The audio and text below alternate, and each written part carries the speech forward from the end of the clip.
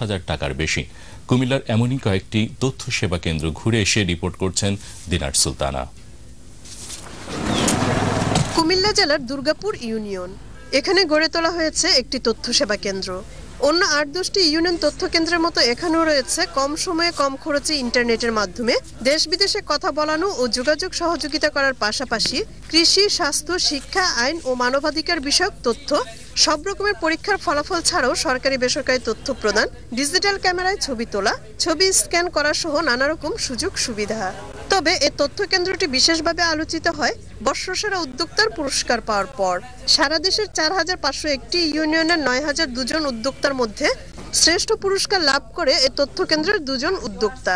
আয়ের দিক থেকে প্রথম পর্যায়ে যখন সমগ্র বাংলাদেশের ইউআইসিগুলো হতাশ ছিল, তখন থেকে আমার অনেক ভালো ইনকাম ছিল। প্রথম পর্যায় থেকে আমি ধীরে ধীরে খুব সফলতা অর্জন করছি।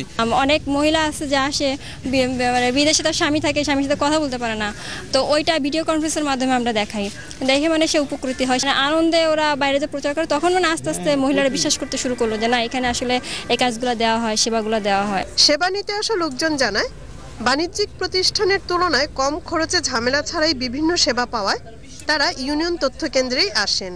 বিদেশে ইমেল পাঠানোর জন্য আসার পরে এখানে অতি সহজে এবং অল্প সময়ে খুব দ্রুতভাবে আমি ইমেল পাঠাতে পারছি। এখানে পরিবার পরিকল্পনার যে সেবাগুলো দিচ্ছে সেগুলো আমরা পাচ্ছি। জন্ম নিবন্ধনের কাজ করার জন্য আসছি, এখানে কাজটা অতি সহজ হয়ে গেছে। তথ্য সেবা কেন্দ্রটিকে আরো গতিশীল ও গণমুখী করতে ব্যাপক প্রচারের উদ্যোগ নিচ্ছে বলে জানান স্থানীয় প্রশাসন।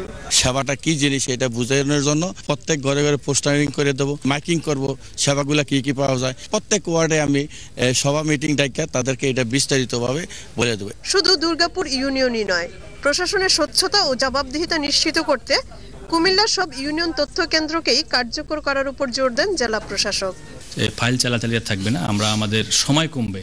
আমরা তো বিভিন্ন জায়গায় বিভিন্ন সময় যাই, আমরা তখন হয়তো ফাইলের কাজটা করতে পারি না, কিন্তু আমরা এখন খুবই স্বল্প সময়ে এবং আমরা স্বচ্ছতার সাথে এবং কে কয়টি ফাইল করেছে, কয়টি চিঠি এসছে আমরা দেখতে পারবো, মনিটরিং করতে পারবো এবং আমাদের বিষয়গুলো আমাদের উপর থেকেও, আমাদের মন্ত্রিপরিষদ বিভাগ থেকেও এবং প্রধানমন্ত্রীর কার্যালয় থেকে এটা মনিটরিং করতে পারবে। ইন্টারনেটের স্পিড বাড়ানোর পাশাপাশি বিদ্যুৎ বিভ্রাটের কারণে সেবা যাতে বন্ধ না হয়